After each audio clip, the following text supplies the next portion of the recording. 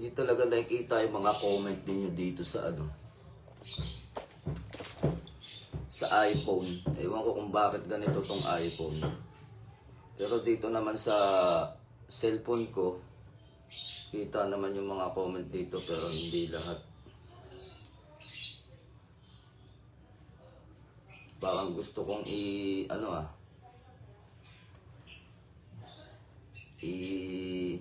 try nyo nga mag-comment mga idol. Bakit ganito tong iPhone? Pangit gamitin sa live.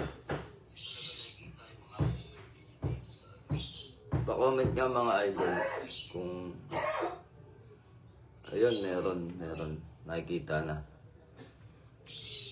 Eric Manggagamot, shoutout sa'yo, good morning. Kay Andy Reyes, mapagpalang tanghali din sa'yo. So ayan mga idol, kung napanood nyo yung ating video na ating tinalakay, yung 7 angels versus 7 demons,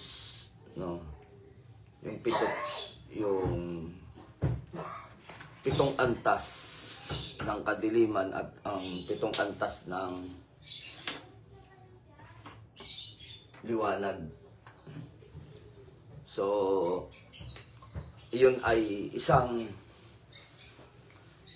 matinding lihim na karunungan na nakatago sa KND. So yun, pasensya na dahil medyo pa tayo ngayon. Medyo puyat pa ng konti kasi anong oras na ako natapos kagabi sa pagre-ritual. Kaya to sa mga nagpa-banishing, natapos na yung ating binanishing. So share ko lang tong video natin. Paki-share na rin yung video mga idol para maraming makapanood at mapakinabangan nila itong mga aral na ating tatalakayin. So maganda yung ating dito, paksang pag-uusapan.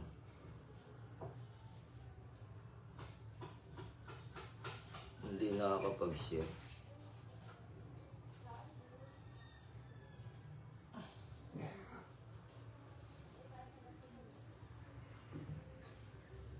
Agilang Kidlat, shoutout sa'yo. Pagpalang umaga. So yung napakaganda ng video na ating pinag-usapan kahapon. So shoutout sa inyo sa 11 viewers. So napaaga-aga kasi itong aral na iiwanan ko sa inyo ay may lakad kasi kami. So kami ay pupunta sa Banahaw, then Batangas.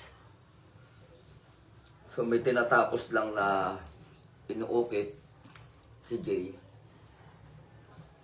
Kaya medyo late yung namin ngayon. Medyo late yung alis namin ngayon. So siguro baka may mga ilan-ilan lang kaming ipapagawa ng mga medalyon. So may bagong kasa tayo ngayon, pampaswerte tsaka proteksyon. Buena Fortuna Gracia na bagong kasa. So itong paksang tatalakayin natin tungkol sa digmaan ni San Miguel at ni Satanas dito sa lupa. So para mas mahimay pa natin. So nababasa nyo naman sa Biblia, mga nagbabasa naman kayo ng Biblia. Pero kapag tinatalakay natin dito sa ating live stream, pag dito natin tinatalakay, medyo mas napapalawak at mas naunawaan ng tao. So marami kasi ang mga puro-puro, haka-haka kung bakit nagdigmaan si San Miguel Arcangel tsaka si Satanas dito sa lupa. Bakit ganun? Nang panahon kasi ng sinaunang panahon, alam niyo po ba na ang mga anghel, sa mga hindi ganong nakakaalam sa lihim na karunungan, sa hindi gaanong ah, na uunawaan yung lihim na karunungan. So ito ay isang malawak na pagpapaliwanag tungkol dun sa mga nagpangyayari sa mga nakaraan na nangyari o kaganapan dun sa mga lingkod ng Diyos. So, nung panahon kasi na nila Moises, nila Noah, ang mga anghel po, nakakausap ng tao. Kung hindi sa panaginip, nagpapakita sila sa tao. Once na inutusan sila ng Diyos, nagpapakita sila sa mga propeta, sa mga lingkod ng Diyos, so nagpapakita sila. Kung noong panahon, ang mga anghel ay nakikita ng tao o nakakausap ng tao, ganon din naman po ang mga demonyo. O lalong-lalo na si Satanas. Mas aggressive siya noon. No, aggressive si Satanas noon sa tao na makipag-usap, makita, maghimala, magbigay ng pabuya, kasaganahan, anumang kahilingan binibigay ni Satanas upang isanla yung kanilang kaluluwa. So, ibig sabihin, kapag humiling ka kay Satanas, pagkakaloob ni Satanas sa'yo, pero pag namatay ka, kapalit na yung kaluluwa mo. Is wala lang kaligtasan yun, no? Automatic, kanya ka na. So, paglilin lang, no? Paglilin lang. So, mapapansin natin ano ba yung pagkakaibahan ng panahon noon sa panahon ngayon. Kasi kung ikukumpara natin ang panahon noon, kung bakit ang mga alagad ng dilim at ang alagad ng liwanag ay nagpapakita pa sa tao. Sapagkat nung panahon noon, nag-aagawan kasi kulang pa sa kulang pa sa teknolohiya, sa edukasyon, kulang pa ang tao. So, ang tao kaya pang mailigaw ng mga nakikita nila at mga himala. Kaya madalas nung unang panahon na magpakita ang mga anghel at mga dyablo. So, sila mismo yung lumalapit sa tao, nakikipag-usap, nagpapakita. Kasi ang tao ay kakulangan pa sa kaalaman, may kakulangan pa. So, at ang pinakamahalaga, nung panahon noon, ang tao ay takot gumawa ng pagkakasala. Takot silang gumawa ng pagkakasala. Kaya nag-aagawan ang dalawang panig, liwanag at dilim. So ngayon, kung ikukumpara mo, may mga nababasa tayo sa Biblia na may gawa ng kasamaan. No, panahon nila Moises ng pagpapalaya niya sa Ehipto, 'di ba? So, bago niya ibaba yung 10 utos, alam naman natin na nagpakasasalaman yung mga tao. Nagtalik sila ng habang nagsasaya, hindi sila na hiyang maghubad habang nagtatalik, sumasayaw, nagiinom. No? So, bago ibaba ni Moises yung 10 utos, alam natin na naging ganong kasamaan tao. Then sa panahon ng Sodoma at Gomora, nangyari din sa Sodoma at Gomora na napakasama din ng tao doon na sila sa kahalayan. Nung nandun sila sa kahalayan, maging yung anghel nga na ipinadala ng Diyos, gusto nilang gahasain. So, ayun nung mga panahon noon, may mga ganong kasamaan, hindi ganon katindi. Hindi katulad sa nangyayari ngayon. Kaya, ang tao kasi paligaw pa lang paligaw pa lang ang tao. Kung ikukumpara ninyo sa ngayon. Sa ngayon ang tao talagang ligaw. So nung panahon noon, bakit ikukumpara natin yung panahon noon sa panahon ngayon? Ano yung pagkakaiba nito? Sa panahon kasi noon, ang tao may takot sa Diyos. Sobrang may takot sa Diyos. Sa pagsisinungaling, hindi sila nagsisinungaling kasi ng panahon noon, kaya kung meron pong mga, alam ba ninyo na may mga pamahiin ngayon na sinasabi, bakit daw sinasabi nung iba, mga ninuno natin, huwag kang magsinungaling, tamaan ka ng kidlat, sinungaling ka. Kasi po nung unang panahon, kapag ang tao nagsisinungaling, may mga patotoo na tinatamaan ng kidlat. Totoo po yun nung unang panahon. May mga nabasa din ako dito sa lihim na karunungan, no, sa aklat ni Enoch, aklat ni Solomon, aklat ni Haring David. May mga nababasa ako doon na nung unang panahon ay may mga lingkod ang Diyos na kapag kanyang mga lingkod talaga, na kapag nagsinungaling, may tinatamaan talaga ng kidlat. May mga mangilan-ngilan doon. So yun naging nagsilbing aral sa tao na yun, na huwag kang magsinungaling, tamaan ka ng kidlat. Hanggang sa ngayon, ewan ko lang sa ngayon kung may mga nagsasabi pang matatanda nun, parang nalimutan na yung ganong klaseng kaugalian na kapag nagsinungaling kapag bata ka. 80s, 90s, tandang-tanda ako, kahit sa kapitbahay namin, ay sinungaling ka, tamaan ka ng kidlat dyan. So ganon, no? Kasi noon, ang panahon ng mga lingkod, ng mga propeta, no? Propeta Enoch, propeta Isaias. So, sa mga panahon noon, kapag nagsinungaling ang tao, talagang tatamaan sila ng kidlat. Ganon ka tuwid pa ang mga tao, matuwid pa sila, may takot pa talaga sila sa Diyos. Kaya, sa panahon noon, ang mga anghel ay madalas magpakita at makipag-usap sa tao. Hindi lang sa kanyang mga lingkod. May mga nababasa rin ako sa libro o ng mga scholar, sa aklat ng mga scholar, na pinatunayan nila na yung panahon noon, nung panahon noon ng mga propeta, ang mga anghel ay naghihimala kapag ka may disgrasya. Talagang nakikita nila na yung isang batang nahulog sa bangin, binubuhat ng mga anghel para hindi sinasalo ng anghel, hindi bumabagsak, lumalapat yung katawan sa lupa. Nahulog dun sa bangin, sinalo ng anghel, din binalik dun sa taas. Yun, mga paghihimala pa lang yun. Meron ng mga bata na nalunod, na sinagip ng anghel, dinagit na parang agila, dinala sa tuyo.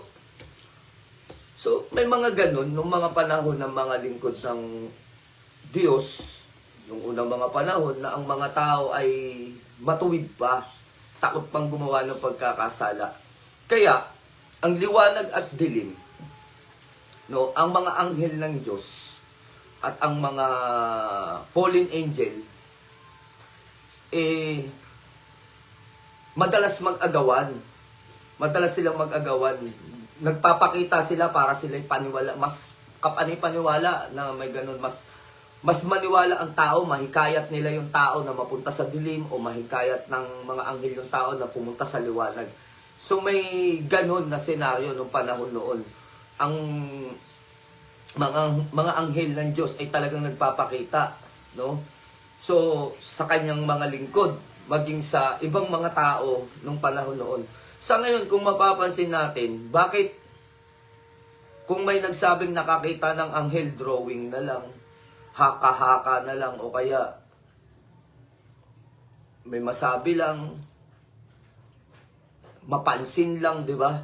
Yung iba kadalasan sinasabi nila, nakita nila ang Diyos. So, paano nila nakita ang Diyos? Samantalang nung panahon nga nung nila Moises, hindi kailanman hindi nagpakita ang Diyos. Gumagamit siya ng mga anghel na utusan para ibigay yung mensahe sa tao.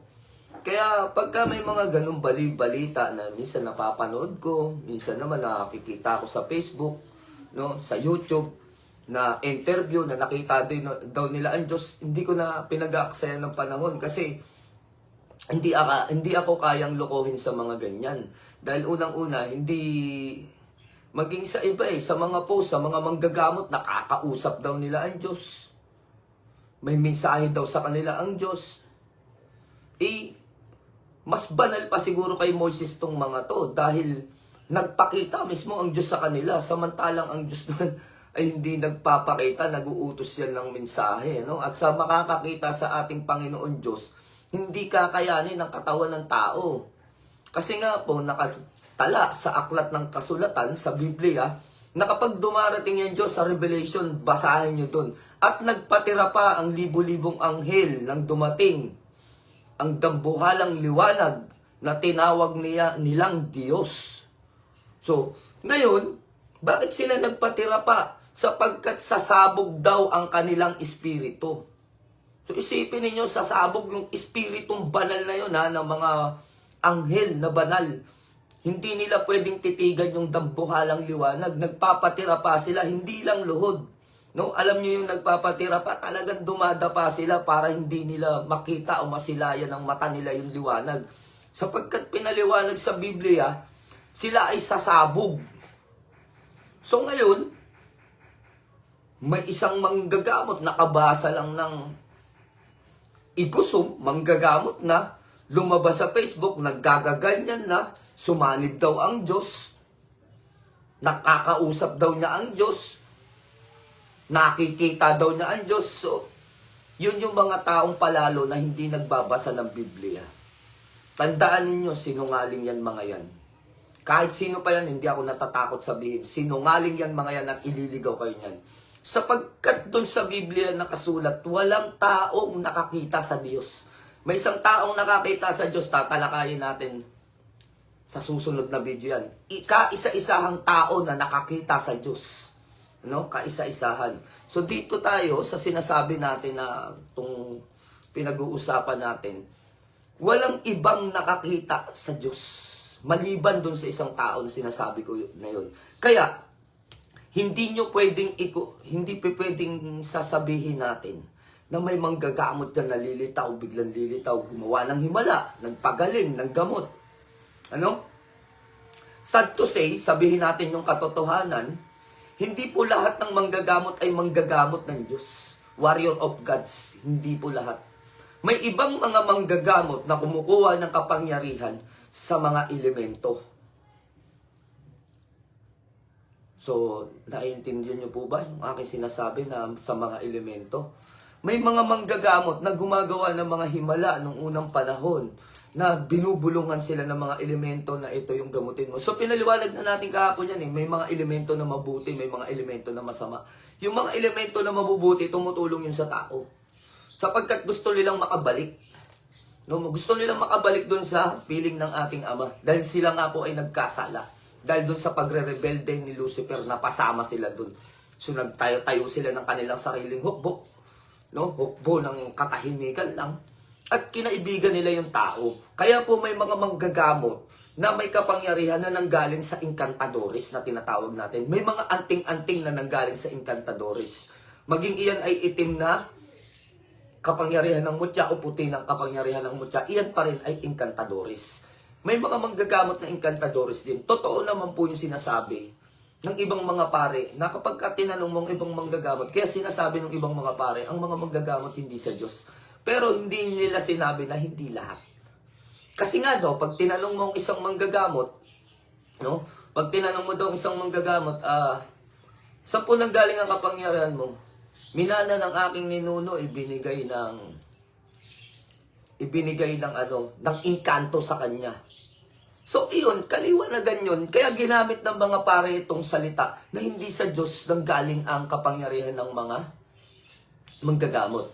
Kaya po, masasabi natin na hindi lahat ng mga manggagamot ay matatawag na warrior of gods. Dahil may iba't ibang pinanggalingan, kaparaanan at aral ang mga manggagamot. Kaya hindi po pwedeng ikumpara. Pero ang katotohanan doon, pag sinabi ng isang manggagamot na ang kanyang kakayahan ay nanggaling sa kanyang engkantong alaga, engkantong kaibigan, elemento pa man yan ng hangin, lupa, tubig o apoy, saan mang elemento sila, totoo yan. Kapag sinabi ng isang manggagamot na siya, ang kanyang karunungan ay nanggaling sa abang lingkod ng Amang Diyos na kataas-taasan, magmula sa lihim na karunungan mula sa aral ni Moises, sa aklat ni Enoch, ni Moises, ni Elias, o sino pa man, yung mga karunungan na yon ay kanyang nabasa at kanyang inaral. Tandaan ninyo, totoo yan. Kapag sinabi ng isang mga manggagamot na minana niya, ito ay gift sa kanya, magkaiba po kasi yung minana at yung gifted magkaiba Pag sinabi niyang basta na lang nalaman ko na lang, marunong na akong magpagaling ng mga pilay. Hinahawakan ko lang yung mga sakit ng katawan, natatanggal. May kinulam. Nung nilapitan ko, hindi nampian ang kamay ko. Guminhawa yung pakiramdam. Gumaling. So yun yung mga gifted, yun yung may mga healing touch sa kanilang mga kamay. Yun po yung mga gifted na kakayahan. At meron din naman mga gifted na nag-aral din ng lihim na karunungan. Dinagdagan yung kanilang kasanayan at kaalaman. Yun po ay totoong mga manggagamot. Ano? Magmula sa Encantadores, magmula sa Virtudes. Yung Virtudes, nasa virtud dyan, nasa dugo o minana. No? Encantadores, galing sa Encanto. Virtudes, nasa dugo. No? Then, yung sa ngayon. Ano yun? Encantadores, Virtudes, at Divino. So yung Divino, nag-aaral ng divine words. Kaya yung iba, sinasabi, Divino ako Divino kaya wala akong medalyon. Kaya wala akong mga anting-anting, Divino ako. Hindi nila nauunawaan yung kanilang mga sinasabing mga idol. No, lalo na sa mga bagong manggagamot ngayon. Wag na wag yung sasabihin yung salitang kayo ay Divino dahil wala kayong mga anting-anting. Sapagkat may dalawang uri ng anting-anting. May anting-anting na Encantadores at may anting-anting ng Divino. Yung Encantadores, ito yung galing sa Encanto, itong mga mutya. Yung Divino naman, ito ay binubulungan mo ng divine na salita, divine words. So kaya hindi nila naiintindihan yung kanilang mga sinasabi. No? Naging manggagamot lang na mga 1 buwan, 2 buwan. Ayan na, Divino na daw sila. No? Nakabasa ng orasyon, napagana yung orasyon. Gagawa na ng isang malaking kwento, sasabihin nila, minana ko sa aking ninuno. Ako ay isang, tawag na ito. Nabablanko tuloy ako. Virtudes. Ano? Isa akong Virtudes. Samantalang, noon, tahimik lang na namumuhay na nagko-construction. O tahimik lang na namumuhay bilang isang farmers. O tahimik na namumuhay dahil nag-uuling sa bundok. No? Nagtatanim-tanim. Abay, nang makakita na ng Facebook at nakakita ng mga nilalapag na mga orasyon. Natuto ng bahagya sasabihin, nananalitay pa sa aking dugo. No? Ako ay isang Virtudes, bata pa lamang. May kakayahan na akong manggamot. Tanungin mo yung kapitbahay. No? Meron nga, lately, na may nag-away Nabasa ko, sabing ganun. Sabi niya sa post niya, ako yung pinakamalakas na uri ng manggagamot, hindi mo ko kaya. Kahit na bumira ka ng tigal po. No? Gigilitan ko lang ang kaluluwa mo, magdigmaan tayo sa astral worlds. O, kita nyo yung mga yan. Digmaan daw sila sa astral worlds. Tapos nag-comment naman itong kaaway niya. Sos, wag mo kong lokohin, alam ko ang history mo. Sabi ng mga kapitbahay mo, nasagasaan ka lang daw eh. Tapos pag uwi mo, sa takot mong hindi na bumalik yung pagiging lumpo mo, nag-aral ka ng lihim na karunungan. Nakabasa ka ng mga orasyon para maibalik mo yung napilay sa'yo. Kaya ka nag-aral ng orasyon. Nung matuto ka, sasabihin mo, ang lahi mo manggagamot. Hindi ka nga kilala ng mga kapitbahay mo na manggagamot ka. So yun yung mga comment, yung pag-aaway nila, di ba? So, ibig sabihin, may katunayan yung sinasabi natin na nagiging palalo na ang mga manggagamot ngayon. Nagiging sinungaling na. Yung iba na, mga bago nag-aaral, may aakyat ng banahaw. Pag uwi, binigyan ako ng kapangyarihan ng banahaw. Ako ay, sinabi sa akin ng banahaw, na manggamot ako, gagaling kayo. Alam nyo kung totoo sinasabi na itong mga palalo na to? Lahat ng mga nanonood dito, umakyat kayo sa banahaw. Para pagbaba nyo, manggagamot na rin kayo. Di ba? Yan ang sinasabi natin na kuminsan. Bakit? Bilang isang manggagamot, gusto mong makilala ka kagad ng tao, gusto mong tangkilikin ka kagad ng tao, wala ka pa namang napapatunayan.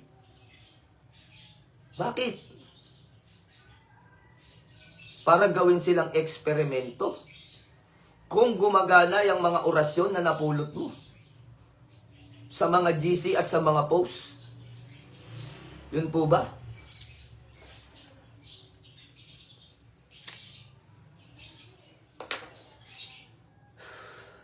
Bugbog na ang social media sa kasinungalingan. Sa manggagamot pa lang ang pinag-uusapan natin kung paano nagiging palalo itong mga manggagamot na to. Nagiging palalo. No? Sinungaling sa kanilang sarili. So, kaya, iyon yung kaibahan mga idol sa panahon ng mga lingkod kung bakit ang mga anghel at ang mga dyablo ay nagpapakita sapagkat alam nila na mahirap agawin ang tao.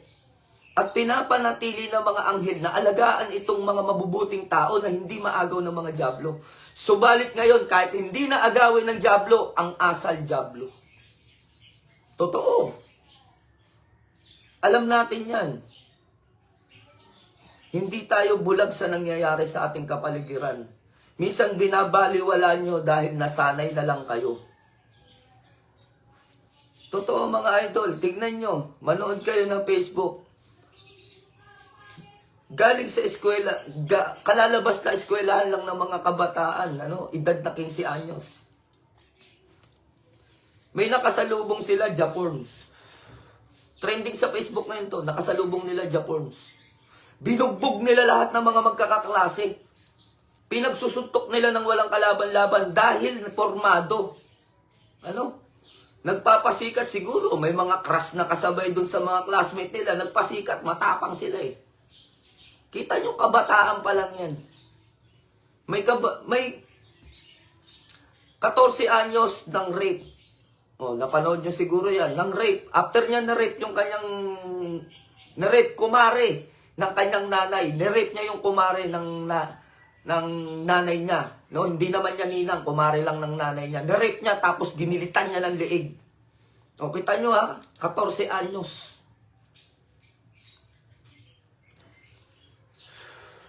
So bakit pa magpapakita si Satanas? Bakit magpapakita pa ang mga anghel? Samantalang hindi na kailangang agawin ni Satanas ang tao ngayon. Ang tao na ang mismo ang naghahanap sa gawain ni Satanas. Kaya yun po yung kaibahan kung bakit ang mga anghel at mga dyablo ay hindi na gaanong nagpapakita sa ngayon. Siguro, nagsawa na rin. Dahil kahit anong gawin nilang pag-aakay sa kabutihan sa mga tao, tao ang naghahanap mismo at lumalapit sa kasamaan. Alam naman natin yan, no? Isang bahagi na kasanayan kung bakit ang mga anghel at ang mga dyablo ay hindi na nagpapakita sa ngayon. Kasi tao na nang nagkukusa, gumawa ng masama. Samantalang noon, nilalayuan ng tao ang gawang kasamaan, kaya nagpapakita si dyablo para maagaw niya. Ngayon, naggagawin ni anghel, ba't aagawin mo yan? Sa akin yan.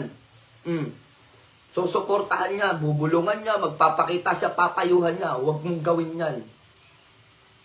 Mapaparusahan ka ng Diyos Ama. Matatakot yung tao, hindi nagagawa ng kasamaan. So, bakit yung topic natin napunta doon sa paggawa? Dito sa pag-aagawan, na itong tinutukoy natin, ang topic kasi natin, sa langit lang ba nagdigmaan si San Miguel at si Satanas? Maging dito sa lupa, nagdigmaan silang dalawa, face to face silang dalawa, talagang halos patayan tong dalawa na to. Ubos lakas. Alam nyo ba na inubos halos ang lakas ni Satanas upang matalo si San Miguel? Dahil sa isang kaluluwa na gusto niyang makuha, dahil sa isang kaluluwa at katawan na gusto niyang makuha. At sino yun? Ito yung ating tatalakayin sa ngayon. Ito yung topic natin. So dito sa topic natin, madugong labanan sa lupa ni San Miguel Arcangel at ni Satanas. Siguro nabasa nyo na rin sa Biblia to, pero bibigyan natin ng mas makabuluhang linaw na mababasa natin sa lihim na karunungan. Bakit gustong kunin ni Satanas ang katawan ni Moises? No? Sabi dito, sa aklat na aking binasa, buhos, lakas ni Satanas upang makuha ang katawan ni Moises. Bakit? Bakit gusto niyang makuha si Moises? Bakit ibinuhos niya ang kanyang buong lakas para lang makuha ang mismong katawan ni Moises, maging ang kaluluwa nito? Pero ang pinakahahangad niya sa lahat ay ang katawan ni Moises. So para maintindihan natin kung bakit gustong makuha ni Satanas ang mismong katawan, no? Nang namatay kasi si Moises, mga idol, nagpakita si Satanas at kukunin niya sana yung katawan ni Moises. Yung katawang tao. Yung katawan mismo ni Moises ang gusto niyang kunin. Dumating to si San Miguel Arcangel, nag-away silang dalawa, nagdigmaan sila. Hindi ibinagkaloob ni San Miguel. Pareho silang nasugatan, pareho silang nanghina, pareho silang nahirapan. Ubos lakas, ginawa lahat ni Satanas para makuha lang ang katawan ni Moises. Hindi ibinigay ni San Miguel Arcangel na kahit na siya ay mamatay sa digmaan na yun. So, bakit? Bakit gustong kunin? So, ngayon, pag-usapan natin kung bakit at sino si Moises. So, si Moises is yung propeta ng Judaismo, no? Judaismo. Siya ay propeta ng Judaismo. Ang mortal na kaaway naman nito ni Moises, alam naman natin, napapanood natin, nababasa natin sa Biblia, ay si Paraon. No, si Paraon ang mortal niyang kaaway sapagkat inalipin niya yung mga Israelita, yung mga taga-Israel. Inalipin niya. Gusto niya na habang panahon, alipin niya itong Israel.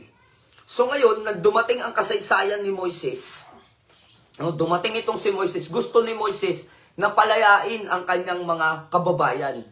At humiling si Moises, no? Humiling si Moises na makilala niya ang tunay na Diyos at gagawin niyang kakampi. So, yun yung naging way kung bakit naging mortal na magkaaway si Paraon at si Moises, no?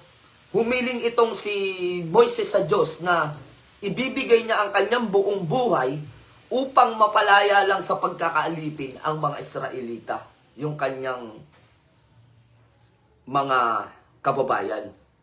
So ngayon, ano ba yung mga bagay na himala na ginawa ni Moises upang maniwala si Paraon?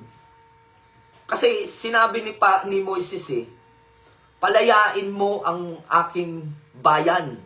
No, hindi niya tinuring na kabayan, bayan niya mismo. No, sapagkat ang Israel ay bayan, ang bayan ng Diyos ay bayan ko rin. No, palayain mo ang aking bayan. Alam niyo ang sagot ni Paraon? Walang Diyos, ako ang Diyos. Sabi niya gano'n. Nagmatigas siya. Siya daw ang Diyos. Ngayon, nagalit ang Diyos. Nagsumbong itong si Moises, matigas po si Paraon. Ayaw niyang palayain ang inyong bayan. Sabi ng Diyos, sige. Kung sinasabi niyang siya ay Diyos, subukan natin ang kanyang pagiging Diyos. Ngayon, nag-utos ang Diyos na ang tungkod mo, Moises, sabi niya, Moises, yung tungkod mo, ilagay mo dun sa tubig. No?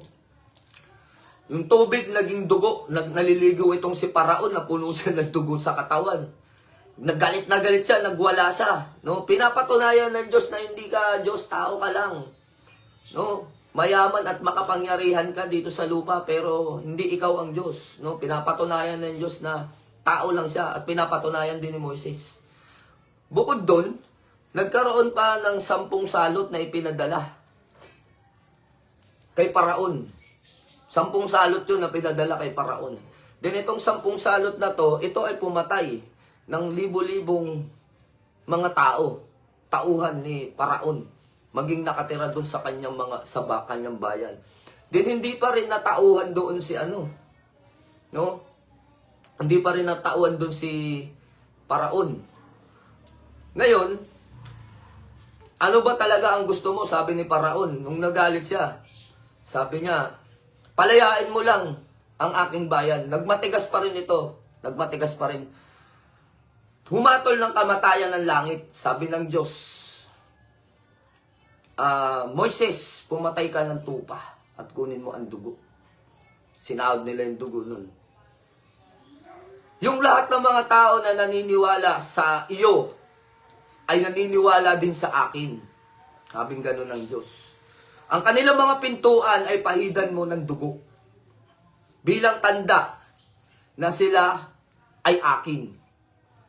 Ngayon, yung lahat ng mga pintuan na naniniwala kay Moises, nagpahid sila. Sapagkat sabi ni Moises, no? Ang mga itinuturing ninyo, kung itinuturing ninyo na kayo ay sa Diyos, no? Pahidan ninyo ng dugo ang inyong pintuan, hindi kayo isusumpa ng Diyos. Sapagkat kung hindi mo papahidan ang iyong pintuan ng tanda, no, tanda, ang tawag doon, pag-aantanda. Pag hindi mo nilagyan ng tanda ang iyong pintuan, mamamatay ang iyong anak na lalaki. Mga anak na lalaki, mamamatay lahat. So yung iba naniwala doon kay Moises, kaya lahat ng mga pinahida nila ng pintuan kinabukasan, mga buhay yung mga anak nila, yung iba patay lahat. So lubhang natakot ito si Paraon. Ano ba talaga ang gusto mo? Tinanong niya ulit itong si Moises, ano ba talaga ang gusto mo? Palayain mo ang aking bayan, na siyang bayan ni Yahweh. So natakot siya, pinalaya niya. Pero hindi balak ni Paraon na lubos na palayain ang mga taga-Israel. Ang balak niya, pag dumating sa disyerto, itong mga to, aambusin nila, papatayin nila lahat, uubusin nila lahat. Kaya hindi nila pinatay doon sa mismong bayan dahil baka mahatulan si Paraon. Magrebelde ang mga tao, no? Kasi papatayin yung mga alipin nila eh. Kasi binili nila yun. Akala nyo ba pag inalipin mo yung isang tao na taga-Israel, yun na yun? Sinakop nila yung yung bansa, no? Yung lahat ng mga kalalakihan, kababaihan, mapupunta na sa atin. O ito, sa'yo na to. Hindi. Bibilhin mo yun. Bibilhin mo yun. Kasi binili nila. Ngayon, binigyan ng kalayaan ito ni Paraon. Sabi niya, sige, magsibalik na kayo sa inyong bayan. Sabi niya ganun. Pero ang balak niya, aambusin. Papatayin to lahat. Ngayon, nang makorner na itong mga Israelita, wala na eh. Corner na sila eh. Sabi ni Moises, ito yung pinakamadaling daanan, yung dagat. Nagtaka ang mga tao. Paano tayo dadaan sa dagat? So, naghimala ang Diyos. Hinati ni Moises ang dagat. Then doon sila dumaan. Hanggang sa sinundan sila ng hukbo ni Paraon, bumalik ang dagat, nagsara, nalunod yung mga alagad ni Paraon. So, yun yung himala ng kalayaan. No? Yun yung kakayanan ni Moises. At ang nagpalaya sa bansang Israelita ay ang Diyos ni Moises na si Yahweh. So, dito, bakit inakala naman nitong sa dami niyang ginawang kabutihan? Bakit libu-libong kabutihan ang ginawa ni Moises? Marami siyang himalang ginawa. Bakit inakala ni Satanas sa libu-libong ginawa ni Moises ay kanya ang kaluluwa at katawan ni Moises? So, mababasa natin sa Biblia sa Exodus. No? Dito sa Exodus chapter 2. Sa Exodus chapter 2, sinasabi dito na merong isang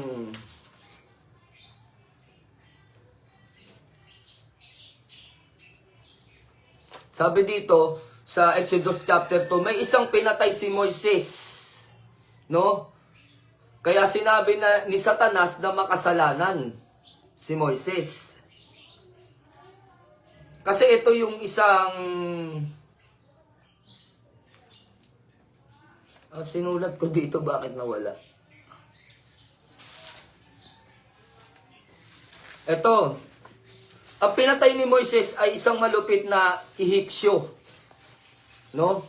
Pinatay ni Moises to. Kasi nakita ni Moises na pinarurusahan ng Ehipsyo yung isang Israelita, yung isang alipin. Ngayon, pinatay niya ito ng palihim. Inilibing niya sa buhangin. So kasi di ba alam naman natin na sa banal na kasulatan at sa utos ng Diyos, huwag kang papatay. Kaya, mortal na ano to mortal na pagkakasala ng tao yung pagpatay. Kaya, inisip ni Satanas na nakapatay to si Moises. Nakapatay siya, kaya hindi ito sa Diyos, sa akin to. Kahit na maraming ginawa siyang kabutihan, sa akin dapat ito. No? Sa akin dapat ito. Yun yung naisip ni Satanas. Pero yun ba talaga ang layunin ni Satanas? Kasi kung ganito napaka-logic mga idol, no? Alam naman natin. Kapag ka sinabi ni Satanas, alam natin, pag nakapatay ka, kay ano ka talaga? Sa impyerno ka talaga. Sinasadya man o hindi.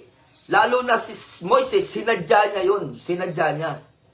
Napatayin yung Egyptyo.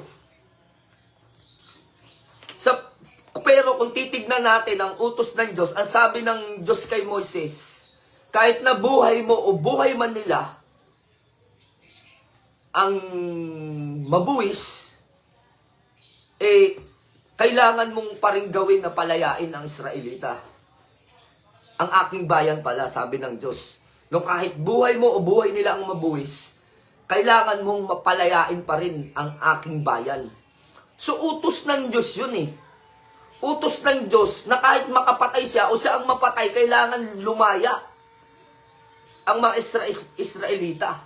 So, ibig sabihin, walang nilabag si Moises doon dahil kasama yun sa utos ng Diyos. Kaya nag-akala tong si Satanas na dahil nga nakapatay si Moises, kanya na yung kaluluwa nito.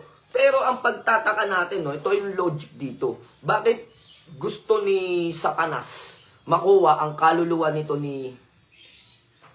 ang katawan ni Moises? Samantalang pwede naman yung kaluluwa. O diba? Kung talagang sa iyo na yan, kung inahangad niya na maging alipin niya yung kaluluwa ni Moises, dapat kaluluwa lang. Bakit yung katawan? Bakit kasama ang katawan? So dito na humantong yung madugong digmaan. Kasi doon sa kaluluwa, hindi papayagan ng Diyos na makuha yung kaluluwa nun. Kasi utos niya yun. Na pumatay ka man o mamatay ka man, kailangan mapalaya mo ang aking bayan. So, utos ng Diyos yun.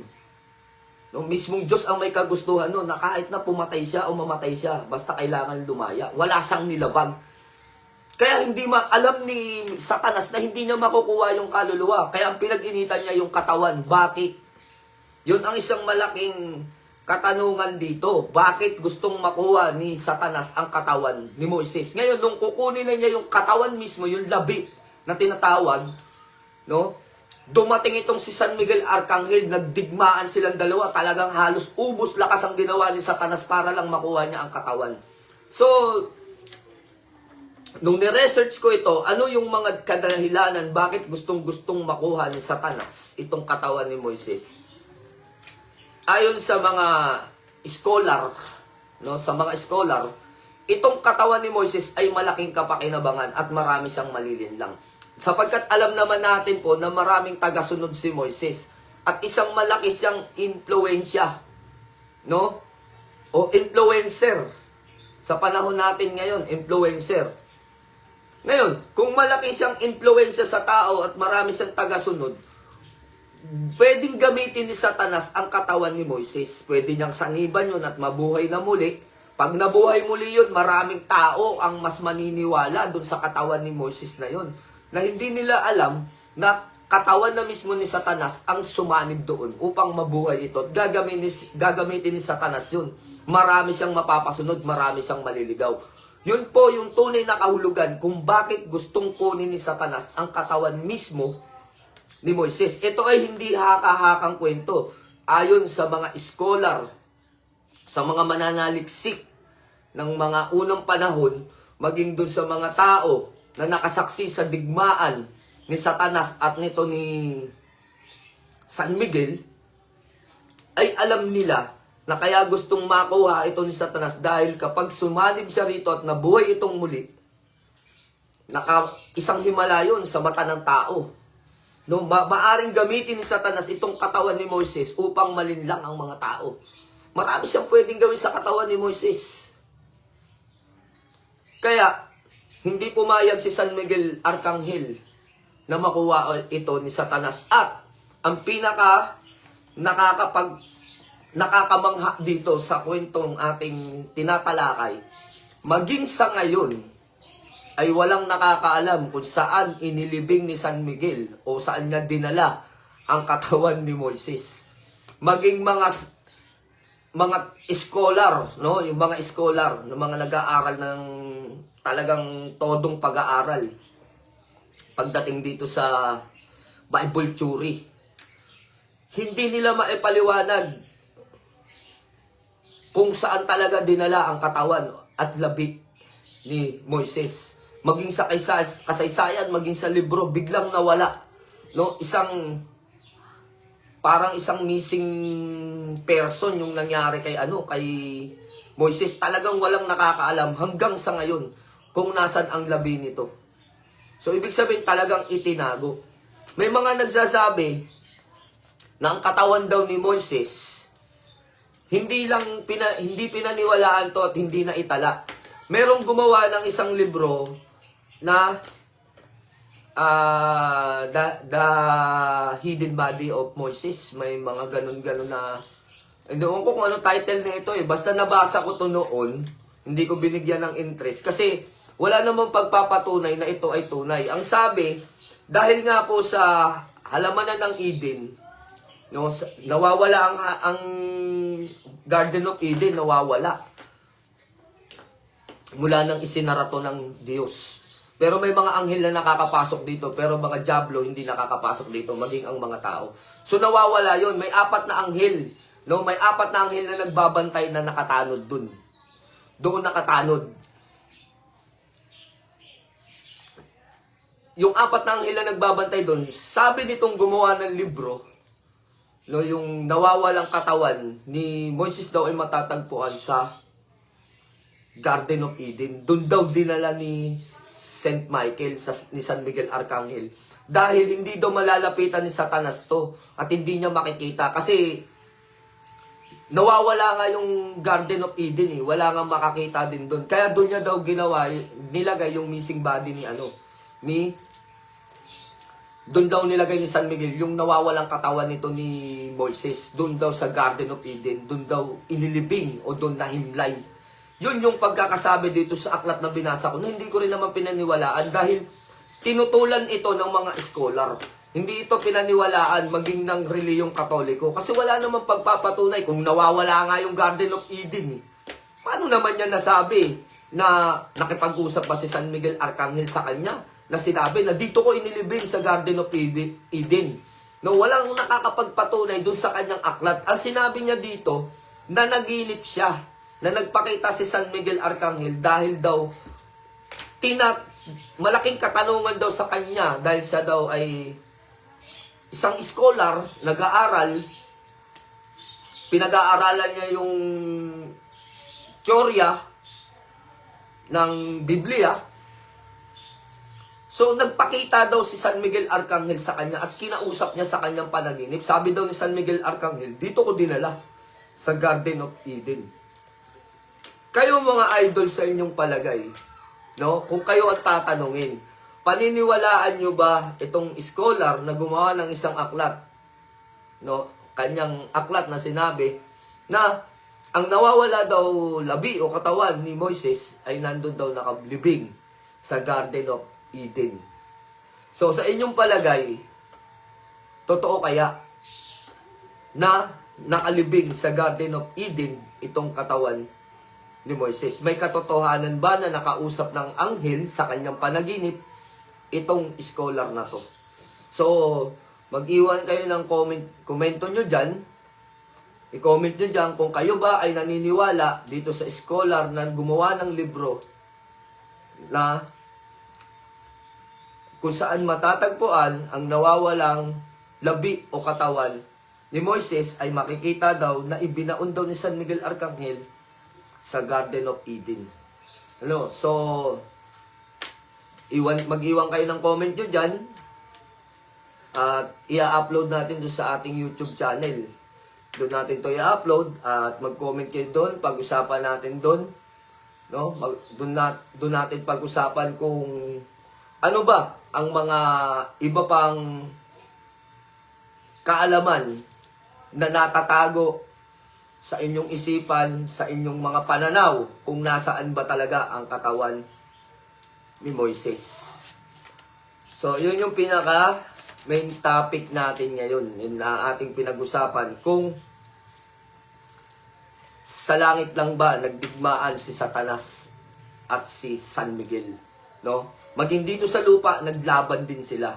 Kaya maraming beses na po, hindi lang natukoy dito sa Biblia, pero sa tagong Biblia, yung karugtong ng Biblia na inalis, din sa lihim na karunungan, marami kaming nababasa doon na maraming beses na nag-away si San Miguel at si Satanas. Mortal enemy talaga sila ng kalangitan.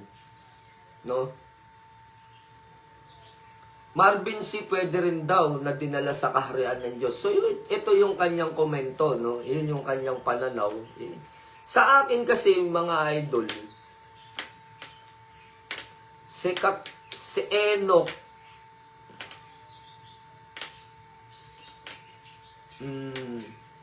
umakyat kasi sa langit kasama ang katawan, eh.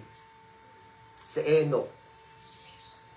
Pero kung si Moises, hindi ko masasabi kasi wala rin naman sinasabi dito sa lihim na karunungan.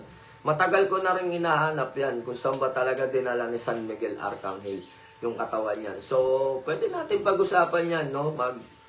Iwan kayo ng komento sa YouTube channel natin pagka ano, no? Kasi kaya ko po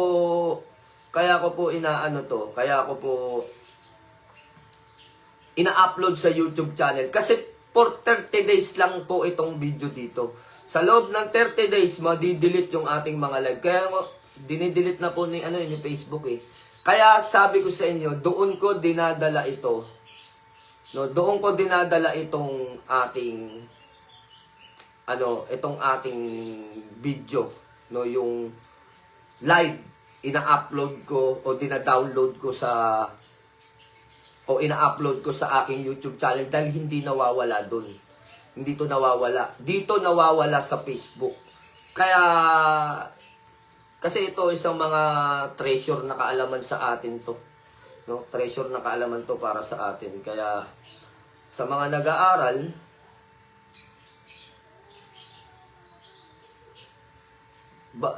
sa kanya daw depende, baka daw pinalutang sa dagat. Hindi pwedeng palutang kasi pag pinalutang sa dagat, makikita pa rin ni Satanas yun. So, sige, sa mga pananaw ninyo, sa kuro-kuro ninyo kayo ng bahala. So, isang mapagpalang umaga sa inyo. Yun yung isang sa tinalakay natin, isa sa makasaysayan na hindi nababasa natin, ngunit hindi natin nabibigyan ng malinaw na kaalaman o binibigyan natin ng importansya, no, siguro ilang beses niyo na napanood itong kasaysayan ni Moises pero hindi natin naiintindihan gaano na may malalim na kahulugan pala, may purpose pala ang lahat kung bakit nag-agawan, bakit ganun, no? So, ayun, isang mapagpalang umaga sa inyo hanggang sa muli nating mga pag-uusap tungkol dito sa ating tinalakay, no? At kapag nandun kami sa Batangas, kung may time ako, pwede pa rin tayong mag-share ng mga kaalaman at pag-uusapan. So ito yung mga lagi natin tinatalakay dito sa ating live, yung mga ganitong usapin na malalim mula sa Biblia at may kinalaman sa pag-spiritual. So yun, isang mapagpalang umaga sa inyo. God bless you mga idol. Sign out na po tayo.